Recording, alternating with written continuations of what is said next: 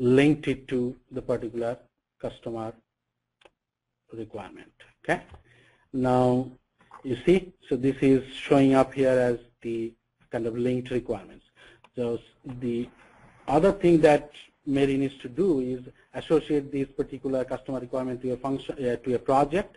So for now, we will choose the new app development, and also she has to say whether she is approving these or rejecting or more needs more info. So for now, we will approve these and save it. Okay.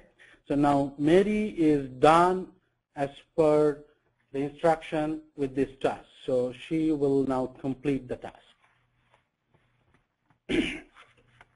Now we can see that that task is no longer in her inbox. So that task is now gone from her inbox. So you can see that Mary, as she logs in, she gets to kind of see this particular task which was in her inbox, and she was supposed to do some activity on that, and she has completed that. Now that is no longer in her inbox. So she is not bothered about how this task got to her inbox and where it is going to. So this is completely transparent to the user, but in the back end, a process is running to generate these tasks one after another.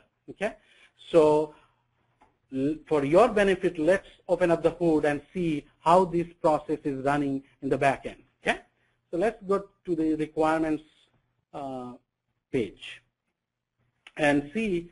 This is a process view, and you see that this particular requirement, number 236, customer requirement from portal for ALM Studio webinar. This is the requirement that we just submitted. And let's get to the workflow for this particular requirement.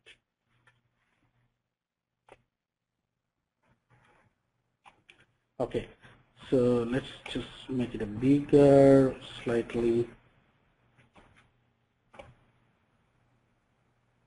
So you see, this is a visual-like drag and drop workflow designer that Sky was talking about. And this is not just a designer, it has the logic inbuilt. So it's a visual-like design, but it has the logic inbuilt, which is kind of moving the requirement from one step to another, assigning tasks to people. So you can see some of these boxes are green, some of the boxes are blue, and some are black. So the semantics for the green one is that that particular activity is already done. As you can remember, that Mary has completed the review and link activity, and that's why it is green. And all the links that you saw green is basically, that is the path that is approved. Since Mary has approved it, it has kind of traversed this path and created these two activities, one for the architect and another for the tester. These are the blue ones, okay? And the black ones are not yet traversed. And so this is, as Sky was mentioning, that this is a drag and drop. You can kind of create this kind of workflow very easily. And for today's demo, this is just a kind of simple workflow that we are demonstrating here, but this workflow can be customized as per your organization need. Now, as you can see that the next task is for the tester to create the test case for this particular requirement. So let's now log on as the tester, okay? So Terry is a tester, and let's log on as Terry. So now you see that Terry's interface looks different from Mary. The color is different. The entities that Terry has access to make different. The Terry logs on to the My Task page. The dashboard will also be different. We'll get to the dashboard later. But you can see now that Terry has a task in his inbox, which is associate test case for this particular requirement. So now let's get to this particular task. So again, you can see that this task is for the requirement, customer requirement from portal for ALM Studio, and the activity is associate test cases. So what is the instruction? Please create and link the test cases for this requirement. Okay, so let's get down, and we see a section for linked test cases for this particular requirement. So let's now create a new test case. Okay, so this is the test case form. By the way, these forms are configurable. So all the kind of forms, fields, entities that you can see here are all customizable by the user. Your administrator can create different forms, and the forms can be different for different people also. The same item could be seen in different forms.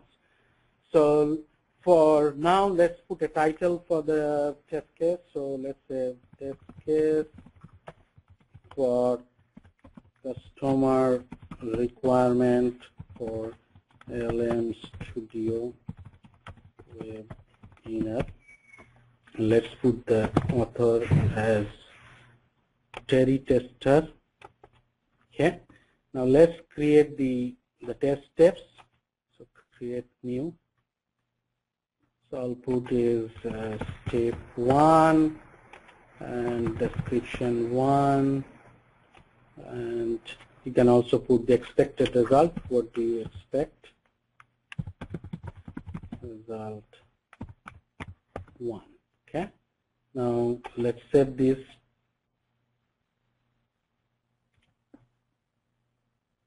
So step 1 is created. Let's create another step. Step 2. You can see you can also link a test case as a step. Description 2, and then put the expected result 2. And now save it. Okay. So I have created the test case with 2 steps, and now let's save it.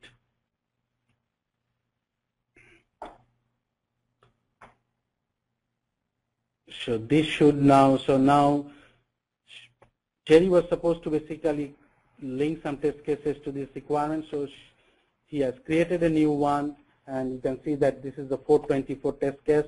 It has not been run yet, and you can also relate an existing test case. So if I go to relate existing, and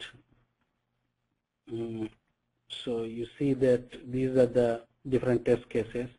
So I can even choose some of them, say 419, okay, and say done. Okay, so now we have created a new test case, associated another existing test case. So now Terry is done with his task. So he will complete his task. Okay, and the task is no longer in his inbox. So again, Terry kind of gets to see the task in his inbox and completes the task, and he is no longer kind of interested for the next part of it, where it is going and things like that. It is completely transparent to him. But again, we can see that what is the process for the test case. As the test case got generated, so test case for customer requirement for ALM Studio webinar, you can see this also has started its process. So let's kind of open up this process. And you will see this is a different process. So as soon as the test case got generated in the system by Terry, it has started its life cycle, and its process is different. Okay. Also, if I go back to this the requirement process and I refresh it, you will see that now the associate test case, this has become blue, because that was the next task for the tester, and since Terry has completed it, it becomes blue. Okay, but the architect is yet to basically finish his job.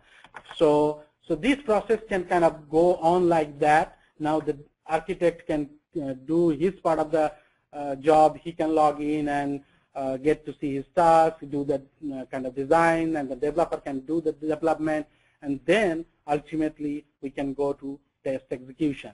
So let's go to the test case list once again.